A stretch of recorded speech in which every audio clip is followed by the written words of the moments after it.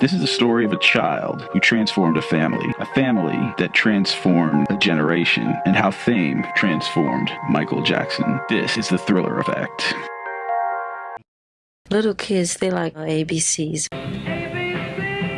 Kids like to get out, right? Mr. Gordy, he would pick out 3 writers and tell them to write me a song about ABC. Like taking candy from a baby. When Berry Gordy heard 1, 2, 3, Berry Gordy was not happy. Everybody borrows in this industry. The key is knowing where to borrow.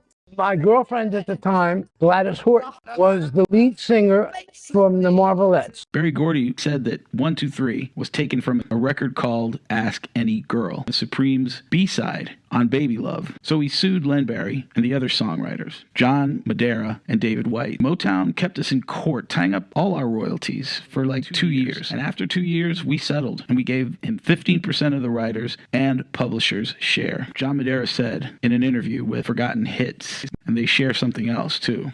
But that 1, 2, 3 was a monster. Deke Richards, Freddie Perren, Fonse Mizell, and me. Write and produce for the Jackson 5. Berry Gordy ordered Deke Richards, Fonse Mizell, and Freddie Perren to write something specifically for the kids. My partner and I and Deke Richards started. Deke was stressing it. That track from 1965 by Len Berry that kept sticking in his head. Deke, I think, came up with the title, ABCD, and then we changed it to just ABC. And the song you just wrote is about to sell 1 million copies. And all you have to do is do the same thing again. That's hard, man. That's a hard situation. What he was really doing was marshaling the creative forces of the company to really focus. Joseph Jackson prepared his boys well. There was no demand that Mr. Gordy had that Michael couldn't accomplish. The Jackson 5 had already spent 5 years under their father's watchful eye. And when they signed with Motown, they locked him out. Berry Gordy said he is not allowed in the studio. He has an effect on the boys. We want them to be free. Deke, Freddie, and Fonse got to work on ABC. ABC, kind of bubblegummers, but it was a type of music that was geared to everybody to love. Michael is much younger and stuff, and those are songs that appealed to him. It was a kiddie song. I didn't think anything of it. Those are songs that they brought before us. Something that the kids like to dance to and a good backbeat. We learned the song at the studio. It just take about 30 minutes to learn it. And I don't know what it's like until I get there. Once again, Motown used the legendary Wrecking Crew to track ABC. So Freddie Perren passes out the music. We usually had 3 guitar players on the Motown sessions. They spent a lot of time on that intro, the bass line.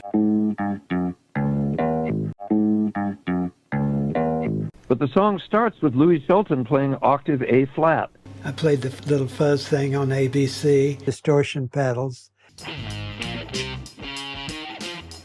Which goes through the whole song. Once they had it figured out, they had Don Peake double the bass line on the guitar. And Diana Ross walks in with Michael Jackson. We always did vocals last. They'd pick him up from school in a limousine, bring him to Motown Studios. Diana Ross says, "Hi, Don. We're going to record Michael Jackson with the Jackson 5. We always do the background first, then go in and do the lead. Jermaine and I, we do, our part together.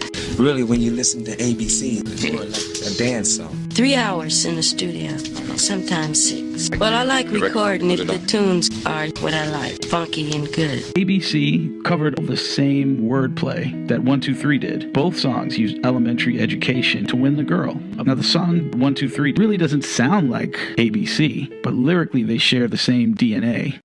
The cleverness combined with the simplicity of the lyrics and the guitar thing just changing slightly vocal-wise, combined with some really slick syncopation. They jump in ahead of the beat. The Jackson 5 were riding high. I Want You Back was number 1. Berry Gordy was not about to wait for the mania to die down or the media to lose interest. The Jackson 5 are now booked to appear on American Bandstand and every other teen show. This is probably the first time this record has been played on the air, and it's about to be released. This thing called ABC. When the Jackson 5 appeared on American Bandstand to perform ABC for the first time, Dick Clark interrogated every point of the Motown marketing plan, starting with Diana Ross. Diana Ross had a party to introduce some friends she had discovered. They actually have sold 2 million. Ladies and gentlemen, please greet for their first visit, the Jackson 5. When the Jackson 5 appeared on American Bandstand, it was chaos. Then he asked Michael his age. Was I right? Are you 9 or 10? I forgot. 9. There's a few girls over there want to take you home with them, and well, who knows? He asked about Ronnie Rancifer and Johnny Jackson. Two gentlemen in the back are not your brothers, though they're related, are they? Ronnie on the organ and Johnny on the drums. The kids loved him. It was huge. Are you shy? No. No, I kind of had that figured out. You moved here now? Yes, pretty sunny out here. It's cold in Indiana. Corporation followed, with ABC knocking the Beatles' Let It Be out of the top chart position.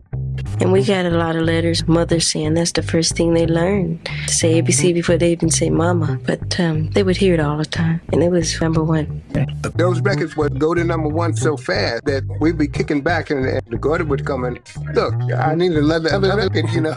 Diana Ross Presents was a rush job. The Bobby Taylor produced tracks were all cover songs, done with Michael's vocals imitating the crooners of the late 50s and early 60s. Barry thought that their next album needed to build on what their fans were seeing on television. The album ABC was released on May 8th, 1970, about 5 months after Diana Ross Presents, and it had 3 tracks produced by the corporation, including The Love You Save. Diana Ross Presents only had 1 corporation-produced song, I Want You Back. Outside of the Delphonics cover of La La Means I Love You, the songs on ABC were more suited to Michael's energetic vocals. I got a telephone call from Mr. Gordy one night. He said, "This is Shelley Berger. You better come down. Jackson 5. You're going to be their manager." Gordy's plan was to send the Jackson 5 on a massive national arena tour. When the Jackson 5 started having hits, Shelley Berger said, "This is great. We can charge $25,000 to book them." There is talent, and there is talent, and then there's genius. I was getting worried because Shelley was asking for a lot of money for a new and untested group. American Top 40. The countdown continues. Because when they're on stage, they are as flashy as the Temptations are today. And all of the reviews say it. Love You Saved by the Jackson 5. The promoters started calling. Shelley would start his negotiation at $15,000 per night. The promoters unanimously declined. Shelley, are you sure?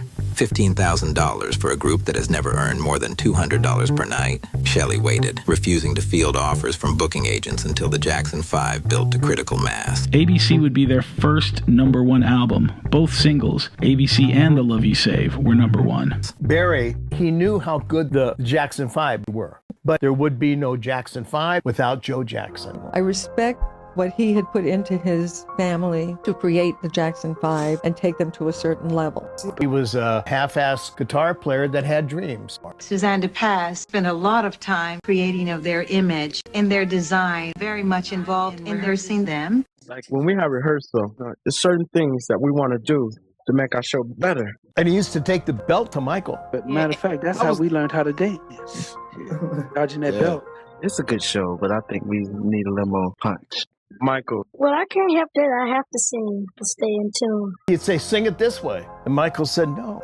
And I said, "Joseph, if you hit me again, I'm not performing. If you hit me alone." I mean, my father disciplined us because he had 6 boys. I think what happened is that when Motown came in, he wasn't in charge anymore. There was a lot of frustration in it, and he was trying to get some power. He would call me a lot, always complaining.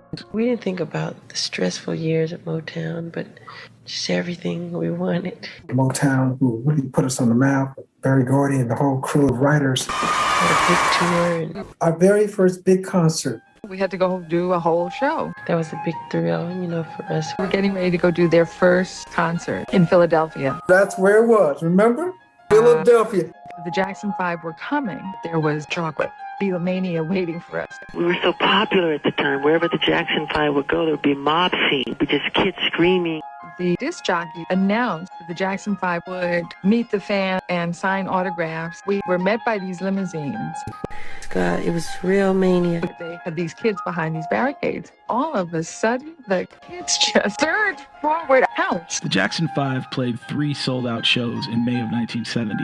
The show at the Philly Spectrum in Pennsylvania, the Cow Palace in San Francisco, and the Forum in Los Angeles. And the Jackson 5 showed Barry that they were a viable touring act. In addition to it being the most wonderful thing in the world to be popular, we were all terrified. It was all too much. Their appearance on The Ed Sullivan Show ensured that they could never attend public schools. Furthermore, their living conditions at the Tropicana Motel were definitely not conducive to hours of rehearsal. Motown rented a property at 1601 Queens Road. Then I worked with Al Davis, Willie Hutch, and Bob West on the Jackson 5's next release, I'll Be There. Our biggest was I'll Be There, sold 5 million. Al Davis was Motown's Los Angeles head of operations. He was tasked with reproducing the Motown sound in Los Angeles. Al Davis would tell us who's going to sing this, who's going to sing that. Even in the corporation, you're going to sing this part, you're going to sing this part. The J5 made top 100 history. True enough, I'll Be There sold 2 million copies and shot to #1 on the charts.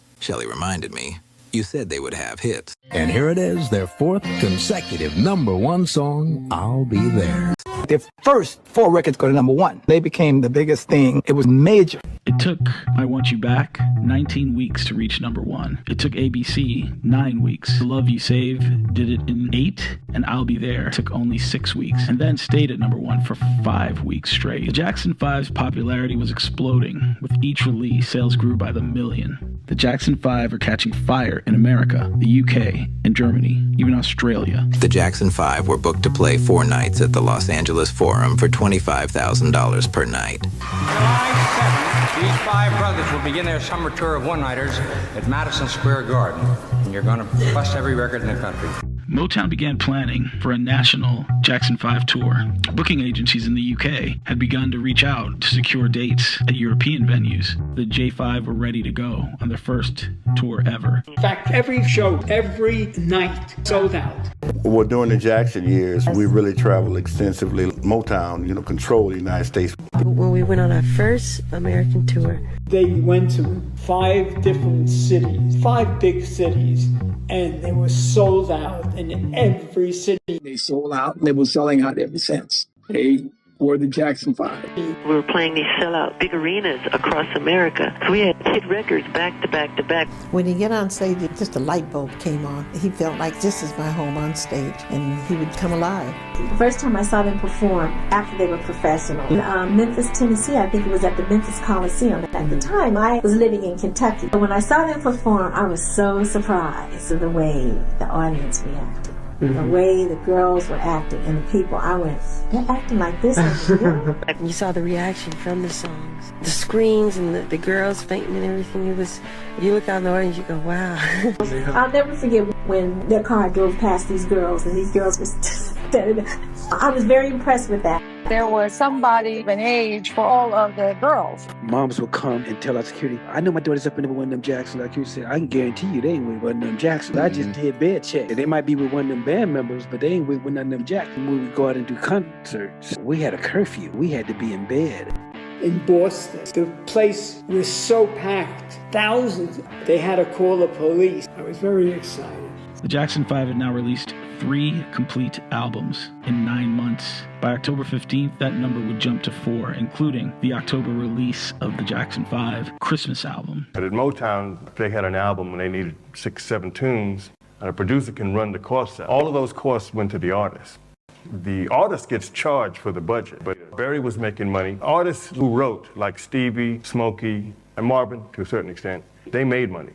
Artists who didn't write, like the Jackson 5, were perpetually in the red, and the only money that they made was on the road. Joe Jackson had taken his boys far, but this was a completely different environment, and he was swimming with sharks. Just covering this early period of Jackson 5 history, it's made my head spin. Lawsuits are happening. The long-term effects of a bad Motown contract, they've begun to take root. Joe Jackson's disgruntled, and the Jackson 5 are being overworked. On the surface, things are fantastic. Several successful television appearances have shown that the Jackson 5 are superstars. Most importantly, Berry Gordy has delivered 4 straight #1 hits. And the Jackson 5 are peaking. Their first national tour will make them rich beyond their wildest imagination, and the family has not even moved into their permanent residence at Havenhurst yet. That little house in Gary, Indiana looks really far away, and it's only 1970. The elements that led to the Jacksons leaving Motown are in place, even here, at the beginning. Even with all the changes, the Jacksons will understand exactly the truth of the statement that you can't go home again.